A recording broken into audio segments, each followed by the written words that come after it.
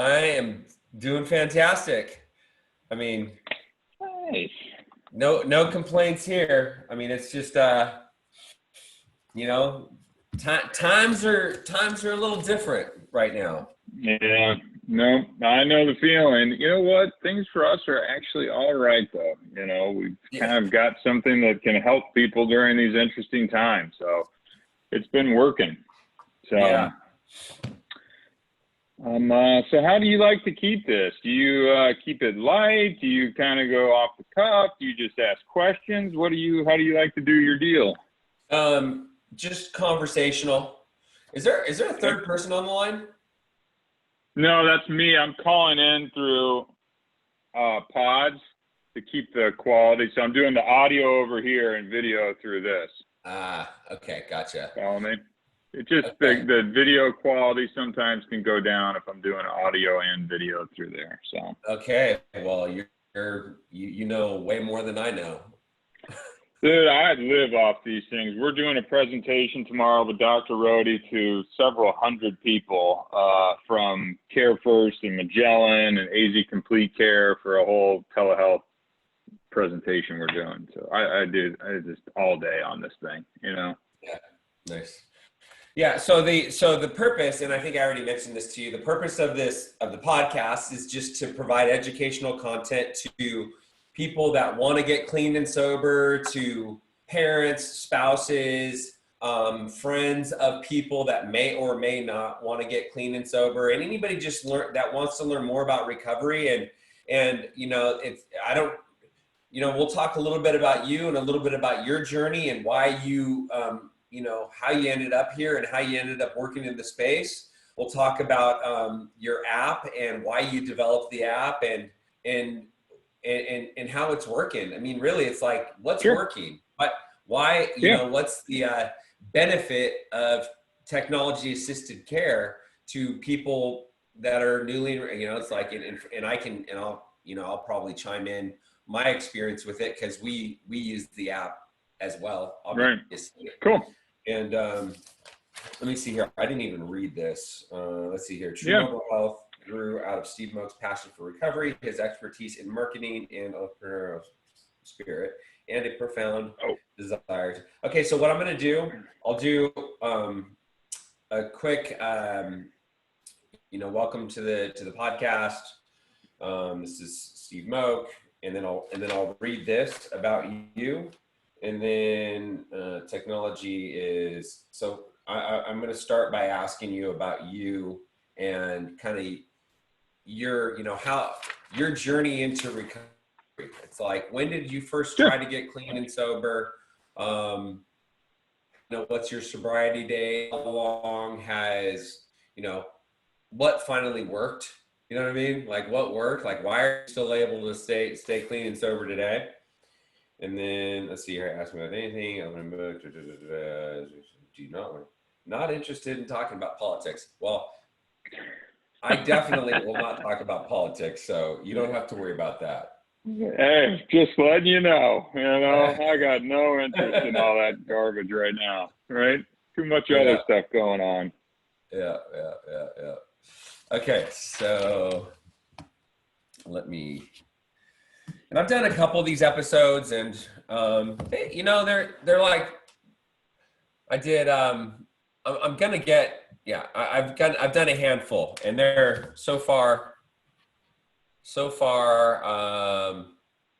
We've gotten some pretty good ones. Good. Good. 𝐾𝐨𝐧'𝐭 yesterday. Done Mike Speakman. Speakman can talk. What was that? Yeah. Mike can talk. Mike's a talker. He's definitely a talker. We might want to get Dr. Rohde on here too. Actually, I don't know. What do you think about? Yeah, Dr. Rohde would be happy to talk. I mean, look, what he does is works primarily, not exclusively, with adolescents who substance use disorder, right? Or adolescents using drugs who maybe are not full-blown addicts yet, and families of that. So he would be good. He'd be good. He would do it. Cool. Yeah.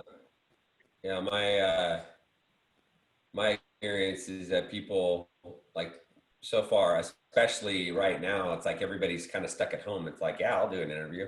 Why not? Yeah. No, he doesn't mind doing it at all. He's interesting because I talked to him about what he's seen, because he uses telehealth all day now to do all of his sessions. And he's like, I've actually seen somewhat of a decrease in substance use with the adolescent because they're kind of trapped at home, right? And everybody has to get along and they're not getting out. And so he's got an interesting perspective on how COVID has impacted all this stuff. So he'd be a good interview. Okay. Yeah. Okay. I think I have his contact info. I have him on my list, so maybe I'll reach out to him. And so I'll copy him and intro you guys. Okay, And see if he can do it. Perfect. Yeah. Yep. So this podcast will be pushed out. We'll push it out on YouTube. We'll push it out on Facebook. We'll push it out on Apple. I have got my podcast app on Apple. And then what's the other one? Spotify. So, and then I'll make a copy of it and I'll send it to you so you can Cool. use it however you want to use it. Cool. All right. Get started. Hi, my name's Tim Westbrook, and I'm the host of the I Love Being Sober podcast. The purpose of this podcast is to provide educational content to people that are struggling to get clean and sober, to parents, spouses, family members, and friends of people that may or may not want to get clean and sober, and anybody that is interested in learning more about what successful recovery looks like. Today, I'm joined by Steve Moak. He is the founder of True Mobile Health, which provides technology-assisted care to people in recovery, treatment centers, sober living homes. Camelback Recovery uses the app as well. And welcome to the show, Steve. Thanks for being here. Hey, thanks for having me, Jim. Of course, my pleasure. Okay. So, so first off, I guess I'd like to hear a little bit about you.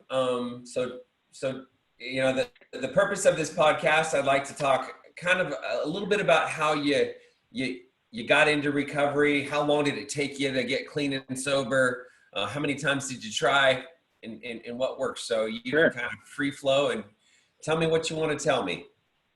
How many hours do we have to cover all this? Yeah.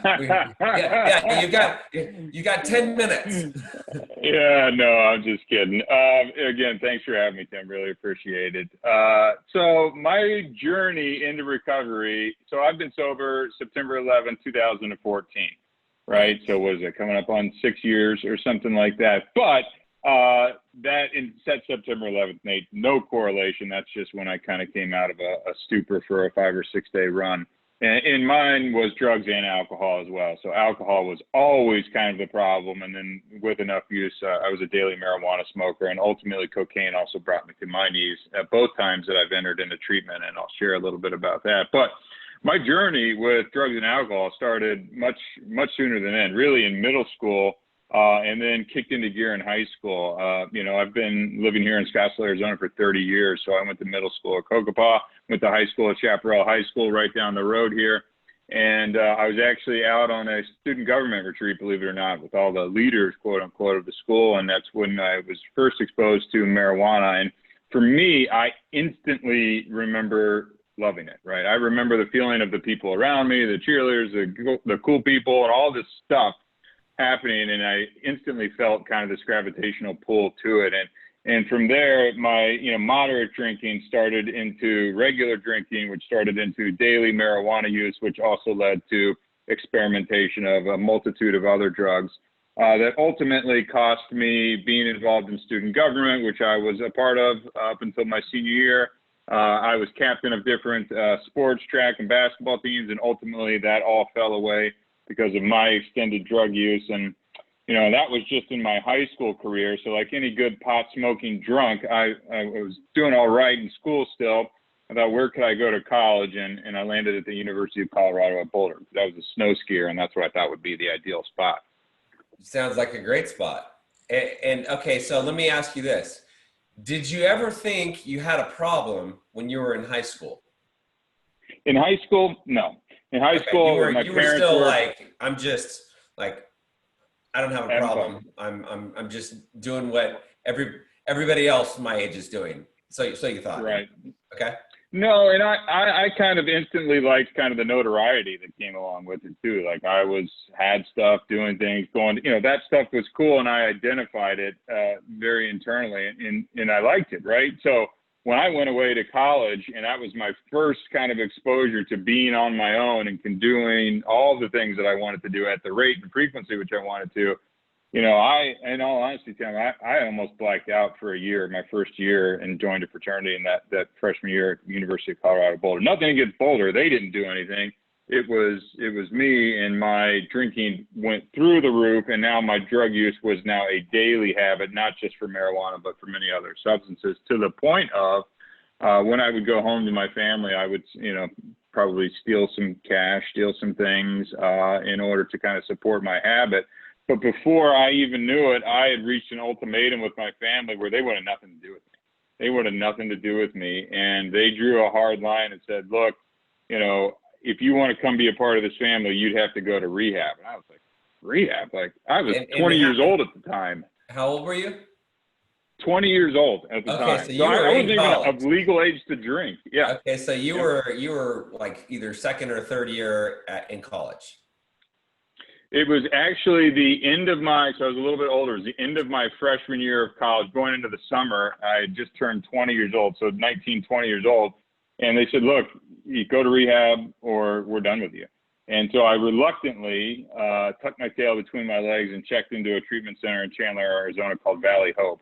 And not wanting to go there, but actually found it to be a very positive experience and kind of helped identify a lot of the areas that I was struggling with, both with drugs and alcohol, obviously, but also just some of the internal struggles that I'd had. But from there, I was actually able to put together 3.5 years of sobriety, which was really interesting. But for that journey, that part of my recovery, I did the 12 steps in a 30-day treatment program. I thought I had this down. I didn't do the sponsor thing. I kind of got into religion and thought, okay, look, I'm a good person. Like, I've changed my ways. I'm just going to not drink and use drugs. And for a while, that worked. Before I was out on a date with a girl, and we were at a party, and I ordered a drink from the bar, but it was just a Red Bull, right? And they handed me a glass with looked to be Red Bull, and I drank it, and it was a Red Bull vodka. And like I always say, there was no like bells or sirens that went off and balloons or something coming from there. Like, oh, you just had a drink. I was of legal age and allowed to do so.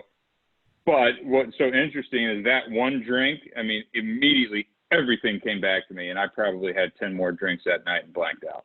And that was after 3.5 years of being sober. Now, okay, so going back to when you went to Chandler Valley Hope and you got 3.5 years, did you realize at that time that you had a problem? Or were you still like, no, I got this? Yes, but, and the but is I was doing a lot of that to get the financial debt that I had racked up off my back from my parents, right? I was doing this for somebody else. Granted, it was still positive, but I don't think at the time I was really doing recovery for myself. It was kind of the necessary thing that I needed to do to improve my living circumstances, if that makes sense. So I really hadn't internalized it, but I was really good at talking to him, and I could do that, and I could put on the show, like a lot of us are, right? So, that's how that 3.5 years, and a lot of good came out of that 3.5 years, by the way. I helped found a nonprofit with my family called Not My Kid that has been around for 20 years now, that has helped millions of kids, not only with substance use disorder, but cyberbullying, eating disorder, sexting, all these different types of issues that teens face now. And it's about peer-to-peer education. And I was the first one to go out and kind of share my story publicly around substance abuse in order to kind of help educate not only parents, but also middle and high school kids as well. That's awesome. So you got exposed to, I guess, the nonprofit world and being able to help people early on. I enjoyed it. Right. No, I really enjoyed it. The giving back part was great. When I relapsed, I disengaged from the nonprofit. Obviously, I did not want to be a hypocrite. And what happened is, if I always look back at it, if I'd been an active member of a 12-step community at the time, not just showing up to pick up my chip once a year, I could have taken, that one incident and kind of put it to a day, right? I could have called my sponsor. I could have sat down and shorten that thing. Instead, what I chose to do was to rationalize and justify my drinking that, oh, you know, before, cocaine was the problem, right? Like, it wasn't alcohol. I was fine with alcohol. So I allowed myself to drink and then told that story so often that not only did I believe it, but I got the others around me to believe it. Meanwhile, that, you know, I always say I only had one relapse. It just lasted a decade. Over that next decade, it cost me a marriage, jobs, family stress, financial stress. And so it took out, just that one night took out a decade of my life. And if I would have been working an active program of recovery, I think I could have stopped it at that point and gotten back on track instead of kind of letting myself tell the story that I wanted to hear and believe. Yeah. I think there's a guy named Ken Steely who is with Intervention 911 out of Palm Springs. And I remember talking with him, and he what he says is you're either pregnant or you're not pregnant. You can't be partially pregnant. And in terms of recovery, you're either in recovery or you're not in recovery. You can't like kind of do both. And that's important for people like you and me to understand. It's so recovery isn't just not drinking or doing drugs. Recovery is all of the other things that support recovery. It's a different lifestyle, right? It's 100%. And one of the things that I've learned in my journey again too is really not just about me. You know I kind of sometimes get a selfish view when you're using things. I mean, it impacted my family, it impacted my dog, it impacted boyfriends, girlfriends, wives. I mean, there's a lot of other collateral damage that you're just kind of oblivious to when you're out there using. And you know, with some time, you know, under my belt to kind of reflect on those things and process, you can really kind of understand the impact that it has, not just on you as a person who's using, but just all the other impact that it can shape, you know, over the course of your life. So, you know, I get it, man. I do. Okay. So after 3.5 years, the one night out basically led to a decade. Then what happened? Good question. So again, I thought I could just drink alcohol and be normal, right? I mean, everybody around me knew that I was far from a normal drinker, but I tried. And this is me trying to control my drinking, knowing that if it gets out of control, I'll never be able to drink again, right? Because I've already been to rehab and I've heard all that stuff. And trying to control my drinking for that time still led me to absolute misery and failure. And after my wife gave me ultimatums and left, and after I lost a job and spent, you know, a small fortune, you know, putting it up my nose, I ultimately had to reach out for help and checked into a detox facility called Valley Hospital here in Phoenix, Arizona, which was really a psych ward is where they put me for about 5 days because I was so they messed take up. your shoelaces out. Yeah. Yep. No, there was a guy trying to drink the hand sanitizer, pumping it. Yeah. I mean, and you know, I look back on those people like they're crazy. And meanwhile, I was in there as long as anybody was because of the detox and all of the multitude of drugs and how long I had been up for leading up to that event. And I reached out, and my family had always said, if you know, after they'd cut me off and didn't talk to me, I said, the one thing if you ever need is help. And if you reach out to us, we'll help you with that. And I did, and they did. I thought I was just checking into rehab. I didn't realize I had to go do this whole detox thing in 5 days, and it was rough. And the detox alone is enough to make you not want to go back out and use. But then I checked into a treatment center here in Scottsdale, Arizona, and spent 6 weeks inpatient, took all of the suggestions that were offered to me, and then moved into a sober living facility for another 90 days after that before kind of restarting my life, but then kind of dedicating it to being in the behavioral health world, and actually took a job as a behavioral health technician at the treatment center that I attended after they allowed me, you know, it was probably 8 months, 9 months, a year, I don't remember exactly, that I had some clean time to come back and work there. Where I was a guy, I mean, I thought I was Mr. Big Shot in sales and technology companies, to now, you know, I was collecting urine samples. I was driving guys to meeting. I was cleaning sheets. I was, you know, helping with meds and things like that. So, but that's what I wanted at the same time, because I really need to kind of get out of the God seat, as many of my counselors told me, and really was a great turning point in my life. And it's also kind of what springed me forward into not only the counseling and then also into the business that I'm operating today. Right. What's your opinion of, so a lot of times what we see is people go to treatment for 30 days, right? Like you went to Chandler Valley Hope for 30 days. And at the end, you're like, I'm good. I got this. Right. Yeah. Fixed. It's like you drank and used for 10 years or whatever it was. You go to rehab for 30 days. And a lot of times people think like, no, like I'm good. I went to treatment for 30 days. I'm good. And statistically, somebody that goes to rehab for 30 days and that's all they do, like more than 90% of them are going to be drunk within a year, right? And if somebody goes to sober living for 9 days, that statistic goes down. If somebody hires a coach, that statistic goes down. If they do IOP, if they're monitored, if they have a case manager, like there's so many things that people can do to stay clean and sober. So you were in the, that small percentage of people that were able to stay clean and sober. So what do you think was so important, or what do you think is the thing that was so helpful, or what are a handful of things that were so helpful in helping you stay clean and sober that second? It's a great question. And first off, extended stay inpatient treatment, 30 days. There's no magic number behind 30 days other than insurance dictating. That has nothing to do with treatment viability or, outcomes post-discharge. I mean, the longer I think that you can stay or afford to stay in whatever facility, the better. I also took every suggestion that was offered to me by those folks because, again, my best thinking got me into a psych hospital and a treatment center again. So I did what was asked of me. I sold my condo. I got rid of the friends. I also joined a 12-step community. I'm a believer in AA as part of my recovery journey as well. I did the sober living. I also did an outpatient program, and I still was barely hanging on by the seat of my pants, right?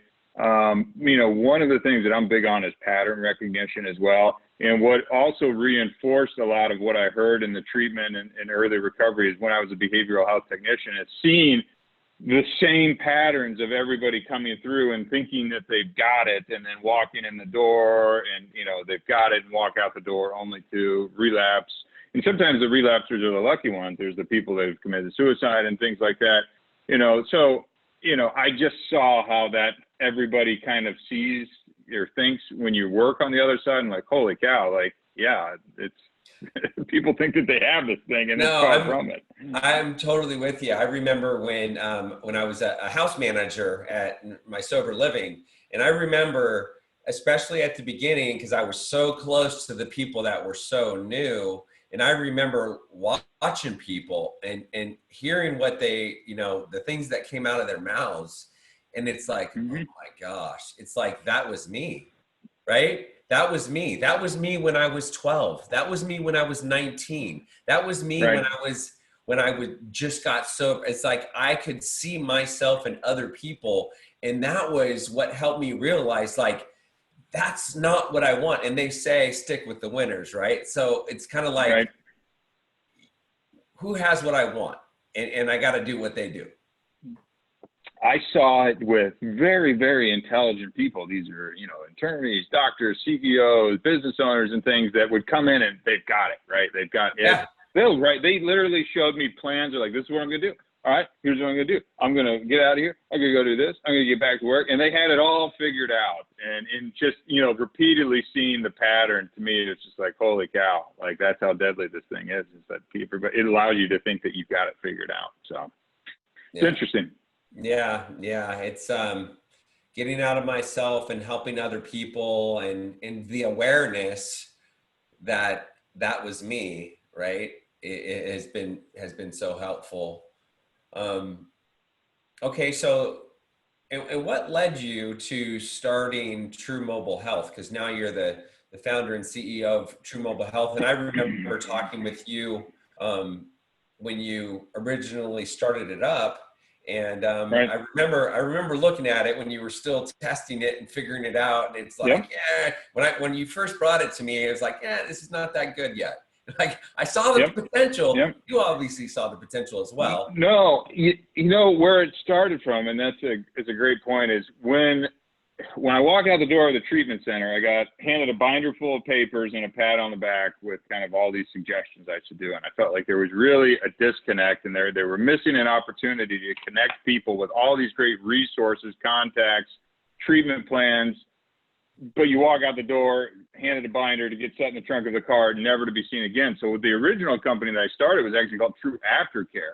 And it was supposed to be a recovery coaching service that we wanted to take every individual that was discharging from a treatment center, pair them with a recovery coach. I built a mobile application for the coach, a mobile application for the client, all powered by a portal where we could take those treatment plans and deliver them from the portal directly to the client's mobile device, report on if the client is doing the activities they committed to doing. We had GPS location services enabled so we can make sure that the client was being held accountable to doing the things that they say they were going to do.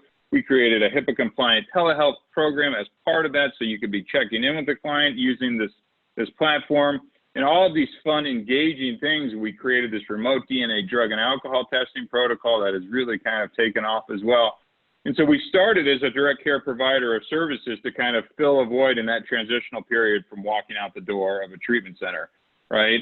And that's how it started. What happened was, is as I took this kind of technology care, and really it's kind of where telehealth meets patient engagement platform, to the health plans, outpatient programs, MAP providers, treatment centers. They said, Steve, we love this tech platform that you've created, but we have the case managers, the peer support specialists, we have the care coordinators, we have the staff. Could we license this technology platform that you've created and distribute it out to our clients, members, and patients?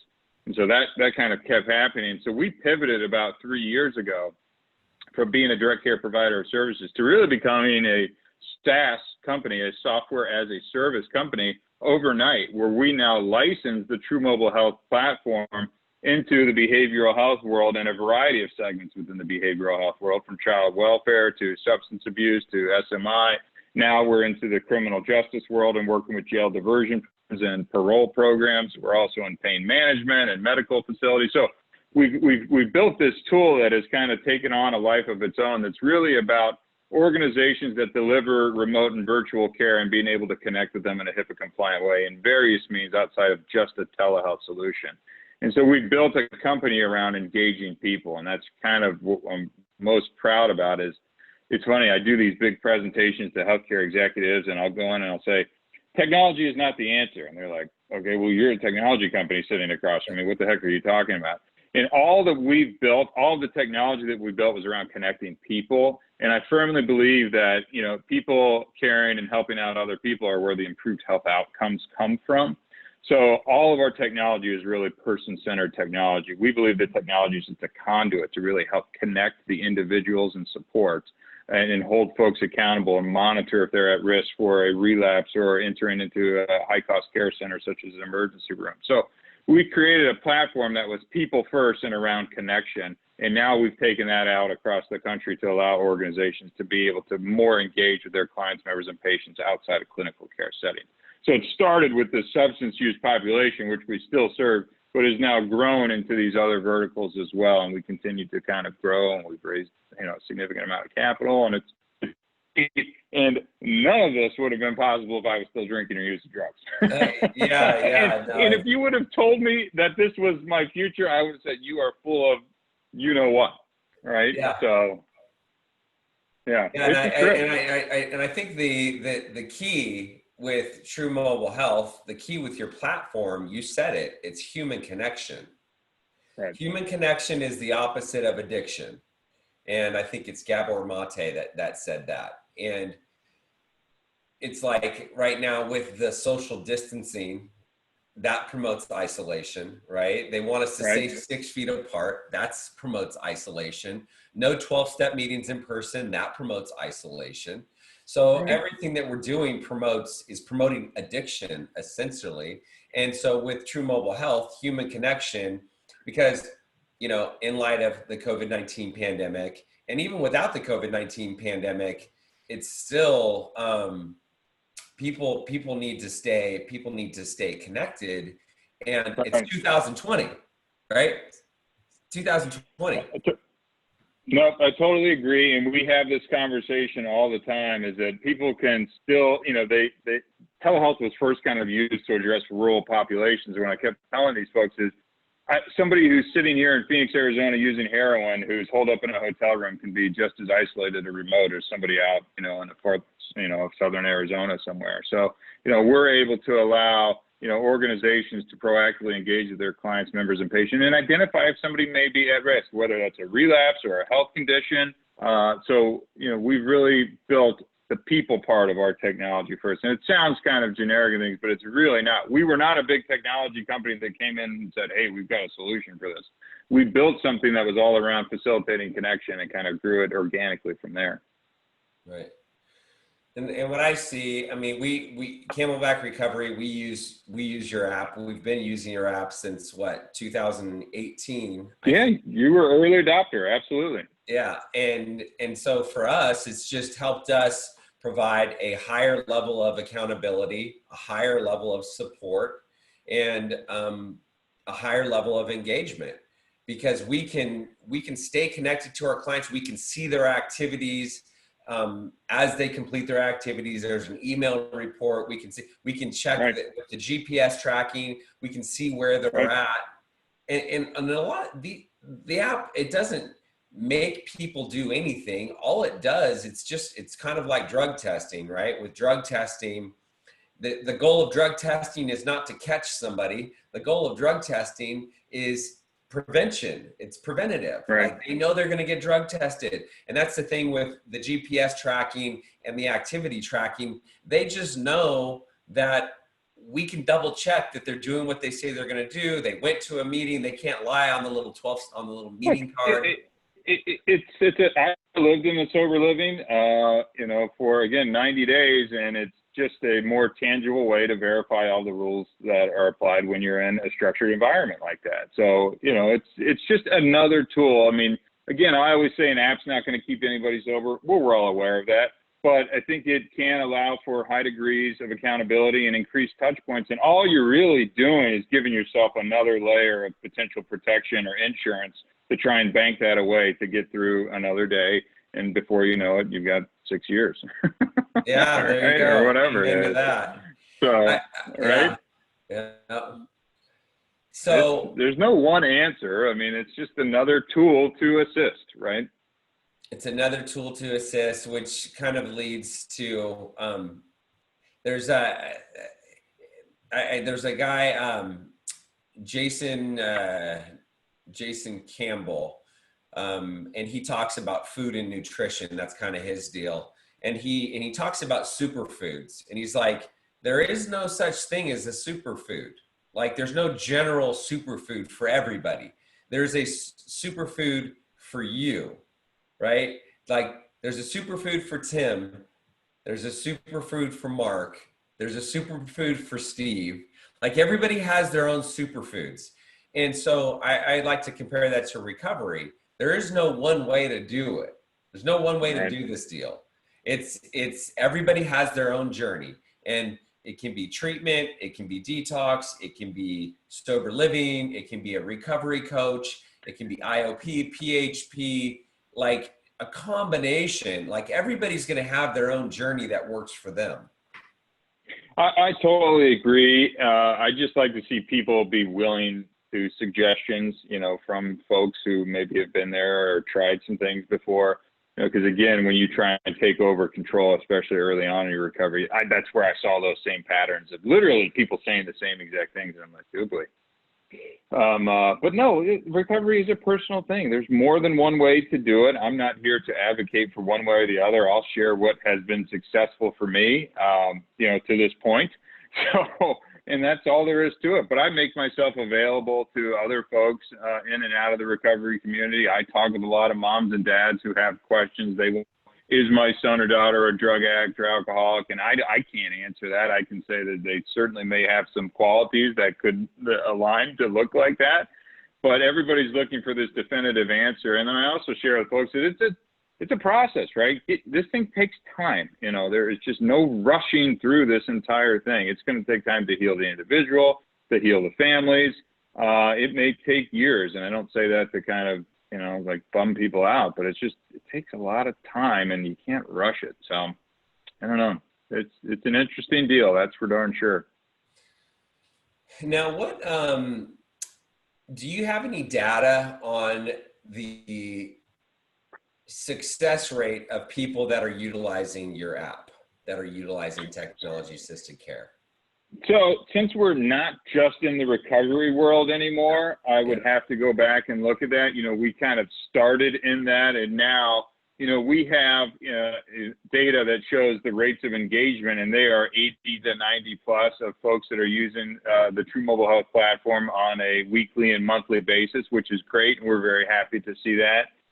Certain organizations use the drug and alcohol protocols that we've created through the remote DNA drug and alcohol testing that we've created as well, which is really neat. And then we're also working on our wearable drug and alcohol patch that'll be coming out as a product at probably the end of this year, which is really interesting as well. I've been building that with some folks at Arizona State and the patents and all this neat stuff. So we have a lot of data, but, you know, every organization kind of uses the platform differently. It's one of the interesting things that we've been doing is, you know, I kind of built it supposedly for this thing, and now when you put it in the hands of folks, they find other ways to use it. Again, in behavioral health and child welfare, we're talking to some folks from DCS, Department of Child Safety. We're talking to folks in at-home senior assisted care. I mean, there's just a variety of ways now that people are using this platform. In COVID, you know, it took a global pandemic to kind of force people to get their attention about how technologies can assist in delivering remote care. So it's been interesting, right? It's been interesting, but every organization kind of chooses and picks some of these things that they really use strongly and other ones don't. So I don't have data per se on exactly like, you know, relapse versus not. I mean, we probably do, but I don't have that at my fingertips. Right. Is there anything else that you would like to share with somebody trying to get clean and sober? Sure. You know, not every day is going to be great, right? Even when you're sober. I mean, I'm not just trying to be as real with you as possible. But people always told me that it will get better and you won't even imagine, you know, how it could be. And I always thought that was complete BS. And now I'm almost 6 years removed from this thing going, I had no clue how this thing would have turned out. And if you would have told me, I said, you're completely full. It has far exceeded my expectations in terms of what my life can be and the family relations that have come back. I'm married. I have a new 5-month-old daughter. You know, I mean, there's so many good things that have happened in my life that wouldn't be here if I was not, you know, clean and sober. And then the other interesting thing that I've always found is, you know, even in early recovery, there would be things that would happen that I would view as really negative and it could upset me and things. Almost every single time that negative thing would then unveil itself to be another opportunity or positive thing that I could have never imagined as well. So there's just so many little nuggets that I've kind of learned in my journey to this point, and I'm still learning, by the way.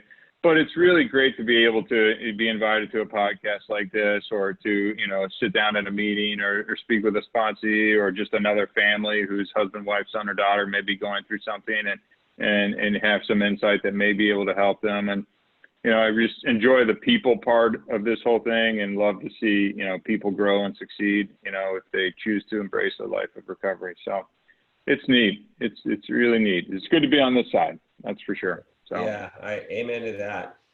Okay. So last thing, any suggestions for parents? And the reason why I think you're appropriate to ask is because I know your parents, you get not like you started Not My Kid with your parents, as you mentioned previously. So they were a big part of your recovery. And any suggestions for parents out there? Maybe a part of the part leading up to the recovery. We'd have to talk to my therapist about that. But right. You know what? They really were. So, you know, my family, drew firm boundaries, right? And I know that's really hard for a lot of families to do because you may draw something and your son or daughter may come back. I think yesterday I just saw Melissa Etheridge's son, 21-year-old opiate addict who overdosed and died. And that thought of, this could be the last time if I draw a hard line or kick my kid out or cut them off financially. And my parents did all of those things, and they were a well-to-do family, and I was kicked out of the house. I was cut off from any and every, disinvited from vacation. I mean, none of that existed, and they drew very firm lines and stuck with them.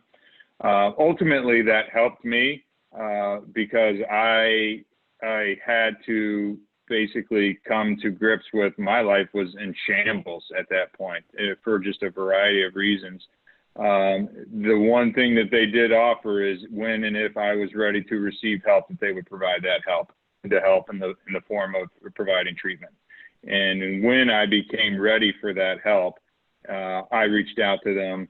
And then I did it for the right reasons as well. Not like the first time I had mentioned where I really did it to kind of get back in good graces, to relieve some of the circumstantial stress that I had gotten myself in. I'm around. I really was sick and tired of the life that had just become just this thing that I just didn't want to be at the age of 34, 35, whenever that was. So, to parents, I would consult with organizations like PALS, right? Organizations like Not My Kid, seek counsel of folks who have had, struggles with, adults or even children or, young adults or even adult sons and daughters. I mean, talk with folks who have been there before. There are valuable things. There's Al-Anon. There's a lot of different organizations that can start to kind of guide you around best things to do. So there are resources out there, and I encourage you to use them. And you're not alone, by the way, not alone. So. Yeah, I love that. I was listening to a podcast this morning. Bob Proctor interview. Lewis Howes interviewed Bob Proctor, and one of the things that Bob Proctor talked about he talked about goals.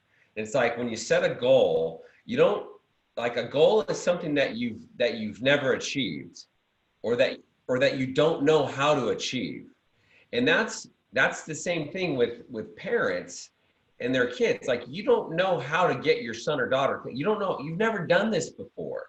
So to think that you have the knowledge and the experience to be effective is just not realistic. And so it's like, you've got to hire a coach. You got to go to PAL. You got to go to, it's like, that's why you have a sponsor. There's sponsors, there's coaches, there's therapists, they're like all of the above. There are resources available to people. You've got to reach out. You can't do it on your own. The biggest thing that I've seen with parents, I've met with hundreds, if not thousands of them, is denial, number one, and enabling, number two. The denial is such a powerful thing that, not my kid, my son, my daughter, they just did this, just did that. They could have been arrested. They could have been in a car accident that killed another person, and they're still want to believe that their son or daughter was not the person who's participating in this behavior. And I know specific examples that I've been called in to talk to families about where individuals have been killed in car accidents with their son or daughter driving. I mean, it's that serious, and yet the denial that would still come from these of, well, the other person should have this or that should have that. And then the enabling of, well, what am I going to do? Not pay for their apartment or something like that just facilitates this kind of continued lifestyle. So I know it's not easy, but seek counsel from a licensed counselor, from one of these support groups that are available and out there. And now they're online as well, too, if you don't feel comfortable walking in the door. Obviously you can reach out and do Zoom ones and things like that. So. Good stuff. Steve, you want to tell people how they can reach you or find out more about True Mobile Health? Yeah, no, if you go to truemobilehealth.com, I mean, we work with, tons of behavioral health organizations, criminal justice organizations, and health plans across the country. So we're proud of what we're building. I'm not here to kind of push what we're doing or anything. I'm proud of the company that we built. We believe that we can do well and do good, right? Both in helping people and build a solid business as well. So, but in the meantime, you can find my contact information. If you have any questions, recovery related or not, I'm happy to be of service and a resource.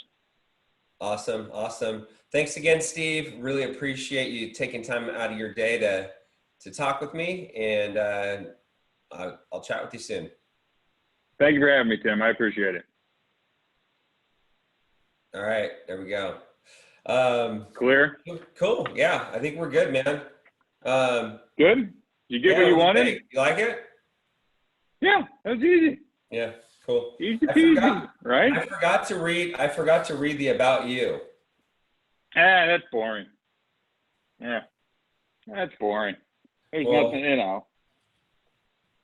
Yeah, no, that's good. Hopefully you got what you wanted there. I try not to focus too much on the business. That's not what people are, you know, listening in to find out about, but it does kind of dovetail into the story. So, but no, that was great. That was easy. Thank you. Appreciate it. Yeah, appreciate it. And again, the purpose is just to provide educational content. If we, you know, it's like, I'm not going for thousands of views. I'm just, if we can help one person, then it was a success. Cool. Yeah. Happy to do it again. Just let me know. Awesome. And if you can send me an intro with Mark Rohde, that would be much appreciated. I'll do it. All right, buddy. Enjoy the rest of your day. See you, man. Thanks, Tim. Talk to you soon. Bye.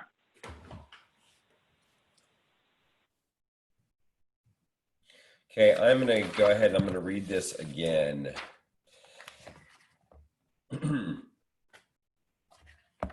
Hi, my name is Tim Westbrook, and I am the host of the I Love Being Sober podcast. The purpose of this podcast is to provide educational content to people that are struggling to get clean and sober, to parents, spouses, family members, and friends of people that may or may not want to get clean and sober, and anybody that is interested in learning more about recovery. I'm here with Steve Moak. Steve is the founder and CEO of True Mobile Health. True Mobile Health grew out of Steve Moak's passion for recovery, his expertise in marketing and entrepreneurial spirit, and a profound desire to make a difference in the lives of those in need of recovery. Steve's path included undergraduate training at Arizona State in business and communications and graduate study in professional counseling at Grand Canyon University. His awareness of the challenges faced by addicts grew out of his long-term struggles with alcohol and drugs, and his knowledge of the addictions recovery field was honed by both as a client and a service provider at multiple treatment centers. After a successful career in marketing, Steve decided to leave the sales world and committed himself to behavioral health services. Steve has been an active member in the recovery community in Phoenix and Scottsdale, Arizona, and maintains service work throughout the state. Steve was a founding partner of Not My Kid, a local nonprofit that provides an array of youth and family service programs. In addition to having been a public speaker for Not My Kid, Steve was a speaker at the Young Presidents Organization's International Conference in Scotland with board-certified addiction specialist, Dr. Drew Pinsky. Steve enjoys working with others in and out of recovery. Steve, welcome to the show. So glad to see you. So glad that you're here. Thanks for taking time out of your day to join me. Okay, that's it. Okay.